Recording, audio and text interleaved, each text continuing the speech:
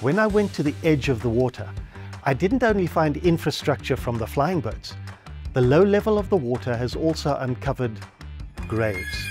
We've found trinkets and pieces of stuff in the garden that relate to the flying boats. In the early days, I know of one canopus on the way back to the UK had to stop over with an engine problem, and they landed in the river.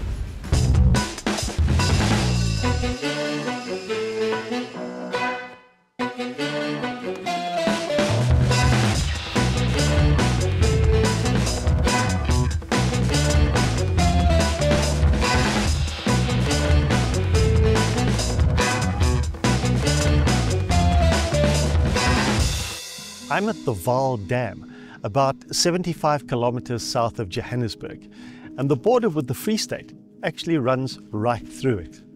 Now, this is where 15 million people in Gauteng province, especially the city of Johannesburg, get their water. It's a national key point, a holiday resort, a nature reserve.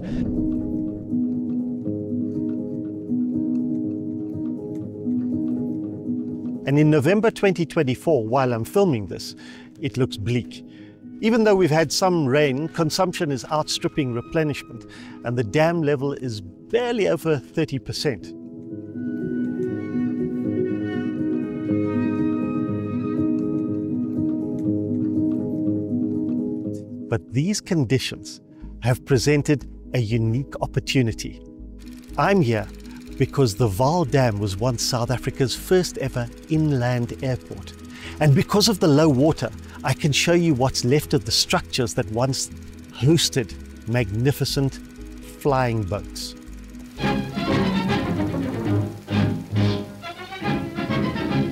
Britain's latest commercial airliners. These are the first pictures of the new giant flying boats taken in flight, and our cameraman has secured some remarkable close-ups of these fine machines.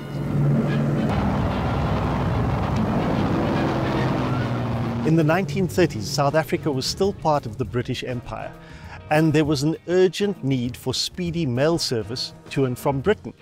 Now, transporting post by mail ship could take several weeks.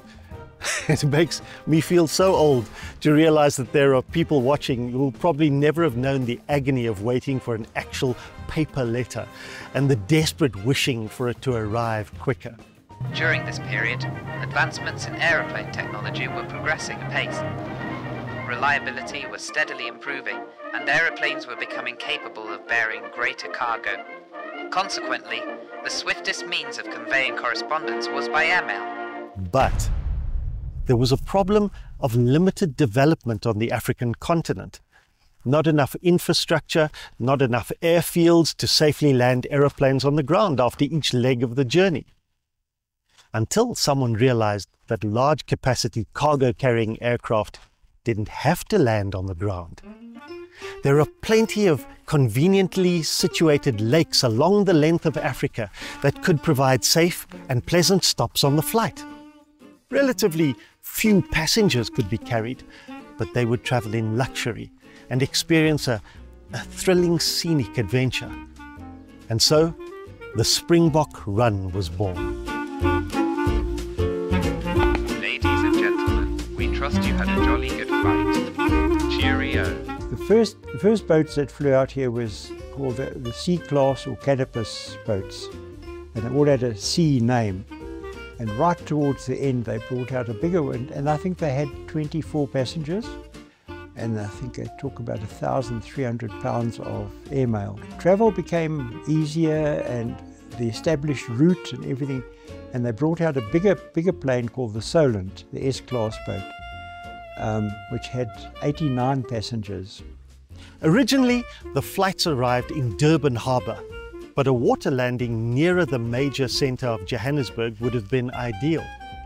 And fortunately, for the flying boats at least, in 1938, the Vaal Dam had just been completed. A British aviation company called Imperial Airways initiated the Empire Airmail program that flew 2 flights to South Africa every week. And they landed here on the Vaal Dam near Deniseville, a new town which had just been established on the lake. when they built the dam and when they opened the dam, Deneys Reitz, who was a Boer war hero actually, was then the Minister of Water Affairs. So he had the whole project, the whole dam project was actually under his control. And as far as I know, when they opened the dam, it was called Lake Deneys. So it was an ideal place to set up an aerodrome. Aerodrome is such a beautiful word from another time that just reeks of high adventure. Passengers would disembark after their flight, go through customs and an administration building, and catch a special bus to Johannesburg. And for aircraft and crews, there was a slipway to take the flying boats out of the water, a hangar to service the engines, rest for the crews who were billeted in the Deneysville Hotel, and even advanced training facilities. Engines needed to be serviced, and they were taken off on the water, brought into this hall, and this is where those engines were serviced. And that's a time-consuming process. So the crew, the flight crew and the stewards, they got bored. The pilots, because they had such a long layover, they probably sat here for a week waiting to shuttle back again to the UK. They brought out some sailing dinghies and they started a sailing club. And obviously it was called Lake Deneys Yacht Club. I want to show you the remnants of some of this infrastructure. This is a very rare and special opportunity. You see, in the 1930s, when it was built, the dam wall was much lower than it is today.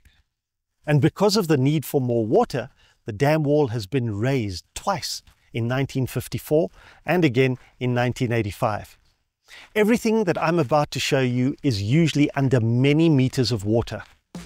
So folks, this really is the ultimate journey just off the highway, because we're not only off the highway, we're actually underwater. When the dam is at normal levels, all of this, right up to almost the top of the slipway, is covered by water.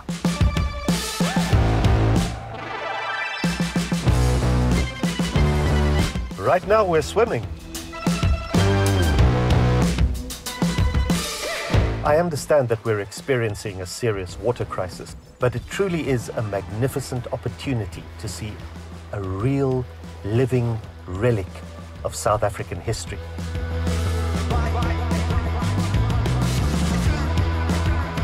This concrete area where I'm standing right now was an admin area, customs, that sort of thing, that was necessary for all the passengers and crew that came off the flying boats. And this is the actual original flying boat slipway. Flying boats, after they'd landed on the dam, would be brought out, placed on a dolly, and then they would be transported out to dry land, where their engines would be maintained, they would be serviced, and if necessary, refurbished for safety before the next flight.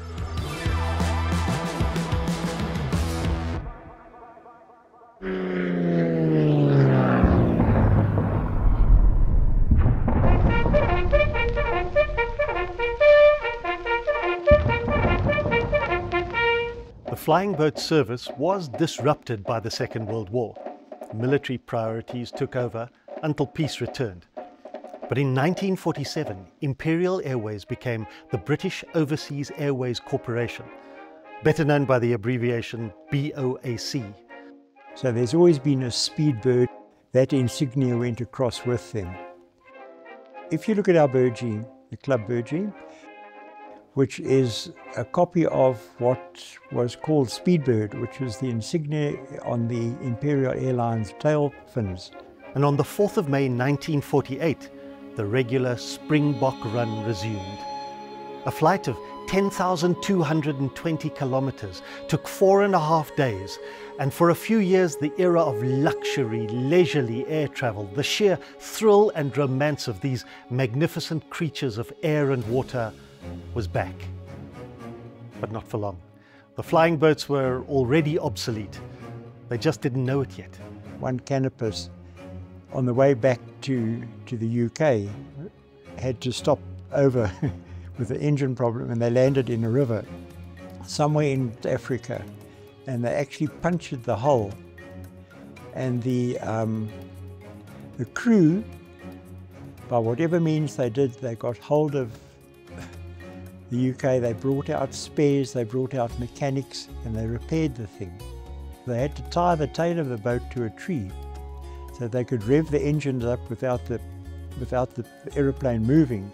And when they had enough revs wound up, they cut the ropes and the plane took off. The war had brought major advances in technology. Aircraft could fly further, faster, carry more, and there were more convenient places to land, on land. By November 1950, BOAC had a regular service 3 times a week, even closer to Johannesburg, at an airfield called Palmitfontein. Even that was only temporary while a new airport was being built, which became the mighty Jan Smuts Airport, known today as OR Tambo International. By 1951, the aerodrome license for the Vaal Dam was cancelled, and the facilities fell silent and soon disappeared under the rising water. The era of the flying boats was over. But stay with me just a minute longer. There are 2 more things that I've got to show you. When we go just off the highway, we are honestly never prepared for the other surprising things that we find. We've found trinkets and pieces of stuff in the garden that relate to the flying boats and their servicing, and including one piece of crockery, which was Meekin & Sons. Meekin & Sons was a British crockery company that used to supply Imperial Airways with their plates and cups and saucers.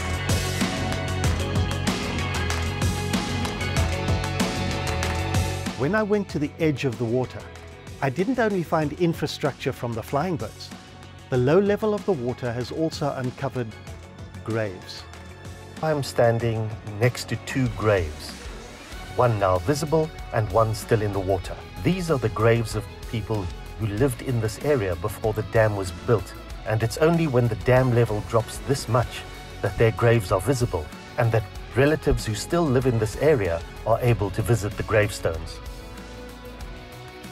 Progress has consequences for real people. Sometimes our histories vanish too. And sometimes history just refuses to be erased. You remember I mentioned the temporary airport that replaced the Vaal Dam, Palmitfontein? Well, I decided to look that up on the map.